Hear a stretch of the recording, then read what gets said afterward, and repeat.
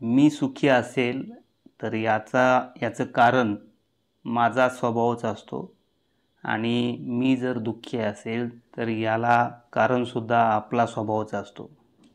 मी सुखी माझ्यामुळे आणि दुःखी मात्र दुसऱ्यामुळे असं नसतं. संत तुकाराम महाराज विंचू, पोपट आणि रेडा यांच्या चांगल्या वाईट स्वभावाच्या परिणामांचा परिचय करून देत असताना अभंगामध्ये म्हणतात, विंचा पिढी नांगी ज्याचा दोष त्याचे अंगी, केला पाहिजे विचार मन मित्र दावेदार, मधुरा उत्तरी रावा खेळी उरावरी, तुका मने रेडा सुखे जाती ऐशा पिढा. नमस्कार, मी राम बरकुले. आज आपण या 4 चरणांच्या अभंगाचा भावार्थ आपण समजून घेण्याचा प्रयत्न करूया. माणूस जो आहे तो माणूस प्रत्येक वेळेस आपल्या दुःखाचा दोष जो आहे तो दुसऱ्याला देण्याचा प्रयत्न करत असतो. तो आपल्या स्वतःचं आत्मपरीक्षण कधीच करण्याचा प्रयत्न करत नाही. तर स्वतःच्या दुःखाचा विचार करत असताना आपण स्वतःच्या स्वभावाच्या संदर्भामध्ये आपण आत्मपरीक्षण केलं पाहिजे. दुःखाला कारण जे आहे तो आपला स्वभाव असू शकतो असं संत तुकाराम महाराज आपल्याला या अभंगाच्या माध्यमातून मार्गदर्शन करण्याचा प्रयत्न करतात. तुकाराम महाराज म्हणतात, विंचा पिढी नांगी ज्याचा दोष त्याचे अंगी.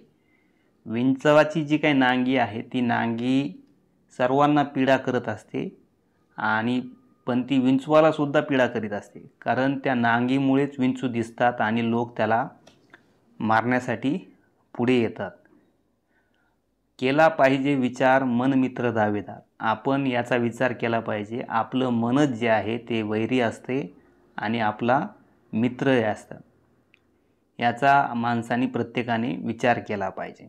आणि त्याच्या उलट पोपटाचं उदाहरण देत असताना, मधुरा उत्तरी रावा खेळे उरावरी. म्हणजे पोपटाचं जर उदाहरण जर घेतलं आपण, पोपट हा गोड बोलण्यामध्ये पटाईत असतो. तो गोड बोलतो, त्याच्यामुळे एक साधं पाखरू जे आहे ते राजाच्या खांद्यावरती सुद्धा खेळत असतं, पाय देत असतं. आणि शेवटच्या चरणामध्ये तुकाराम महाराज रेड्याविषयी सांगतात, तुका मनी रेडा सुखे जाती ऐशा पिढा. जर तुम्ही रेड्याचा विचार केला, आपण रेड्याचा जर विचार केला, त्या रेड्यामध्ये कोणताही लोकप्रिय गुण नाही आणि लोकप्रिय दोष पण नाही. म्हणजे रेड्याला बघून कोणी त्याला खांद्यावरती खेळावं असं त्याला सुख पण नाही आणि रेड्याला बघितल्यानंतर कोणी त्याला विंचवासारखं मारायलाही पुढे जात नाही. म्हणजे त्याला सुखही नाही आणि दुःखही नाही. पण तरीही तो काय करत असतो, लोकांना तो पीडा देत असतो. म्हणून माणसाने आपल्या सुखदुःखाचा विचार करत असताना आपण आत्मपरीक्षण केलं पाहिजे आणि आपल्यामध्ये जर वाईट गुण असतील त्या वाईट गुणांचा आपण त्याग केला पाहिजे. आपण त्याच्यावरती विचार करून त्याला नष्ट केलं पाहिजे.